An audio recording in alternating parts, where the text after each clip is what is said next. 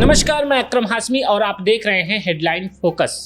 दोस्तों, पश्चिम बंगाल में टीएमसी की बड़ी जीत के दावे सामने क्या आए। पीएम साहब की चाणक्य जी की भाषा पूरी तरह से बदल गई है। देश के गृह मंत्री अमित शाह बंगाल की गलियों में घूम घूम कर जिस भाषा का इस्तेमाल कर रहे हैं, उसने लोकतंत्र के माथे पर चिंता की लकीरें खींच दी है। एक तरफ ममता दीदी हैं जो अकेली बंगाल की बेटी बनकर दिल्ली के शहंशाहों से लोहा ले रही हैं। दूसरी तरफ अमित शाह हैं जो मंचों से दहाड़ रहे हैं कि गुंडों को उल्टा लटकाकर सीधा करूंगा। सवाल यह है, क्या यह देश के गृह मंत्री की ऐसी भाषा शोभा देती है? क्या यह चुनाव या फिर डराने धमकाने का कोई जरिया है?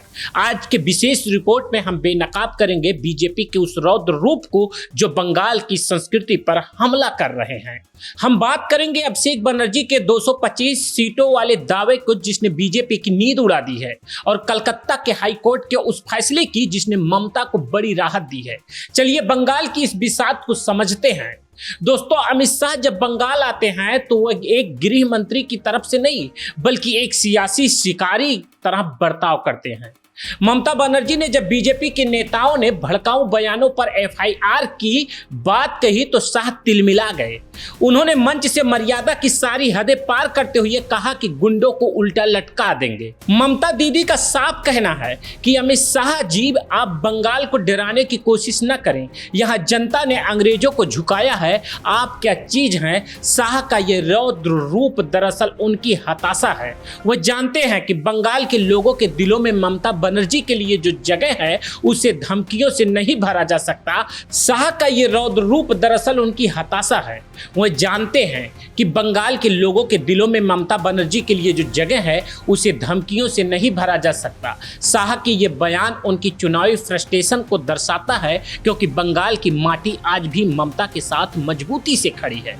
अमित शाह रैलियों में महिला सुरक्षा की कस्में खाते हैं, लेकिन बंगाल की जनता पूछ रही है, शाह साहब, हाथरस, उन्नाव और मणिपुर के वक्त आपकी ये नारी शक्ति कहां सो रही थी? ममता बनर्जी ने पलटवार करते हुए कहा कि बीजेपी की रैलियों में दरअसल उनकी चुनावी मुहिम में अड़चन डालने के लिए आयोजित की जा रही हैं। दीदी का आरोप है कि केंद्रीय एजेंसियों और बीजेपी के कार्यकर्ताओं के जरिए उनकी रैलियों में जानबूझकर हंगामा किया जा रहा है ताकि माहौल खराब हो।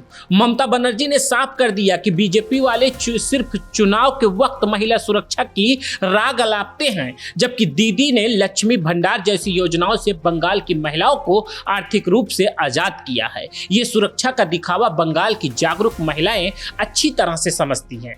टीएमसी के सेनापति अभिषेक बनर्जी ने जो दावा किया है उसने बीजेपी के खेमे में खलबली मचा दी। अभिषेक ने साफ कहा कि इस बार टीएमसी 225 सीटें जीतकर एक नया इतिहास लिखेगी। ये दावा महज हवा हवाई नहीं है। जमीन पर टीएमसी का संगठन आज बीजेपी से उन्हीं कहीं ज्यादा मजबूत है। अभिषेक बनर्जी की रैलियों में उमड़ता जनसैलाब गवाही दे रहा है कि बंगाल की युवा पीढ़ी को दीदी के विकास के कार्यों का भरोसा है।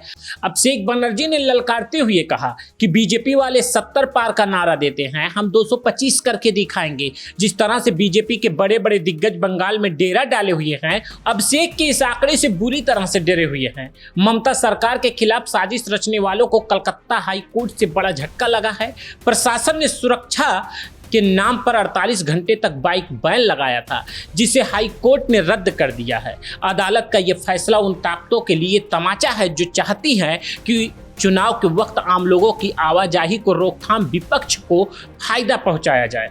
ममता बनर्जी ने इस फैसले को स्वागत करते हुए कहा कि न्याय की जीत हुई है। बीजेपी चाहती थी कि इस बैन के जरिए टीएमसी के प्रचार को रोका जाए, लेकिन कानून ने साफ कर दिया कि निष्पक्ष चुनाव के नाम पर तानाशाही नहीं चलेगी।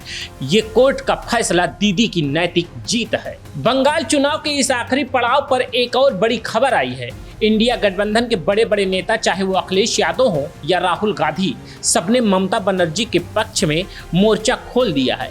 ये गठबंधन सिर्फ सीटों की नहीं है बल्कि विचारधारा का है।